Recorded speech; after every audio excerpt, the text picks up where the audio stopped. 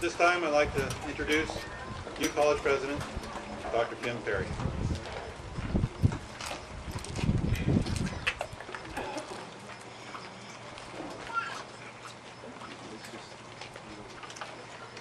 We all remember where we were 10 years ago today.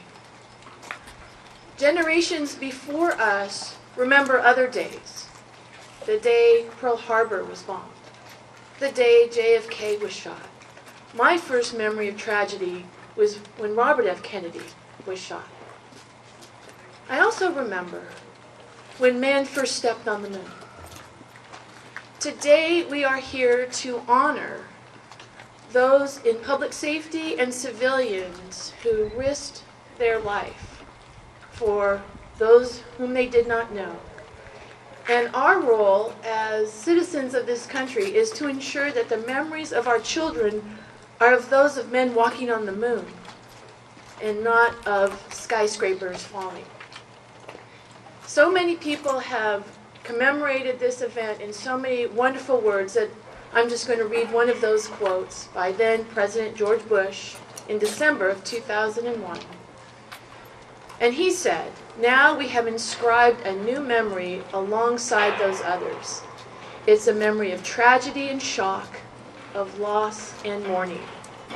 But not only of loss and mourning, it's also a memory of bravery and self-sacrifice and the love that lays down its life for a friend, even a friend whose name it never knew."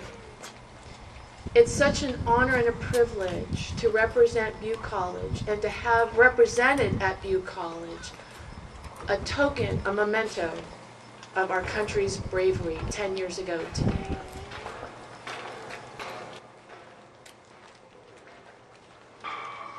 Memorial dedication by retired Police Chief Mike Dunbaugh.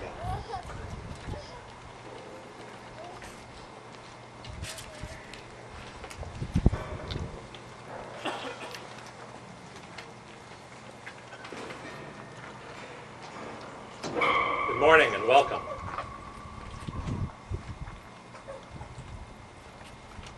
I have had the opportunity for 30 years to be active duty law enforcement, and now I have the privilege to work at Butte College managing our law enforcement fire academies.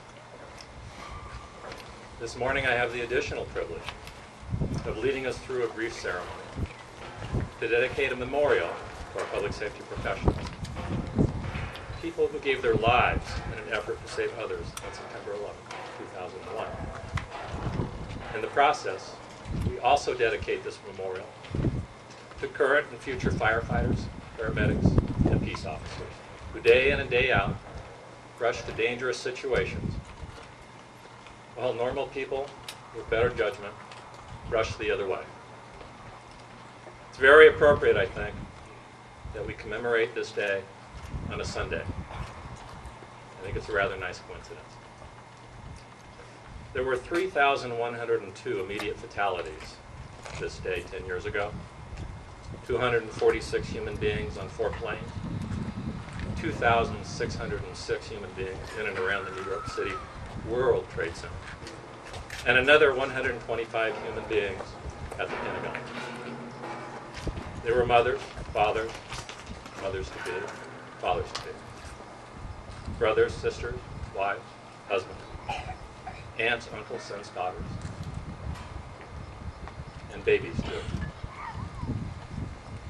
All colors, all faiths, different sexual persuasion, representing 90 different countries on this planet. Yes, in fact, representing the world, thus the building name, World Trade Center. 3,102 innocents. 3,102 heroes. It's impossible to overstate the raw and tumultuous anguish that accompanies each and every one of these statistics. If there's any small saving grace to these numbers, it's this.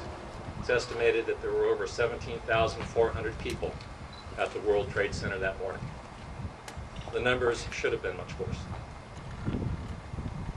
Among those casualties were 343 New York City firefighters, 15 New York City emergency medical technicians, 37 Port Authority peace officers, 23 New York City peace officers, and 1 New York City chaplain who accompanied firefighters. That's 419 public safety professionals who chose to run into harm's way and in the process perished. What often goes unmentioned is that there were another 2,000 first responders who also ran in that direction.